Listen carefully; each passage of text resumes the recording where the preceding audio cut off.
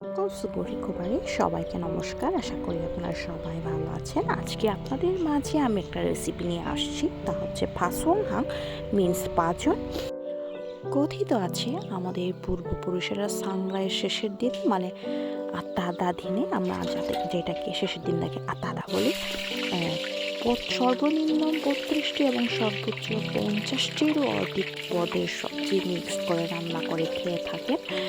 তারা মনে করতেন এইটি ঔষধি গুণসম্পন্ন হিসেবে কাজ করে।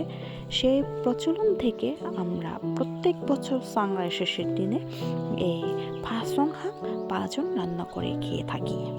এই ফাসংহাং রান্নার জন্য উপকরণ লাগবে তেল, মরিচ, শুকনো মরিচ, লবণ, জিরের গুঁড়ো, রসুন বাটা, পেঁয়াজ কুচি, আদা বাটা, কিছু গরম মশলা আর শুটকি ছাড়া আমাদের ফাসংহাং অপূরণ থেকে যায়, যার জন্য শুটকি মাস্ট লাগবে। মশলাগুলো কষানো হয়ে গেলে আমরা দিয়ে দিব সবজি দেওয়ার পরে সবগুলো মিক্স করে ঢেকে রাখবো, যাতে সবজির সাথে সব কিছু মিক্স হয়। সবজিগুলো কষানো হয়ে গেলে এখন দিয়ে দিব হচ্ছে শুটকি।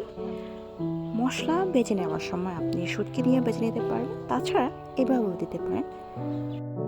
এখন আবার সবজিগুলোকে ভালো করে মিক্সড করে নিব, যাতে মরিচ লবণ সব কিছুর সাথে মিক্সড হয়।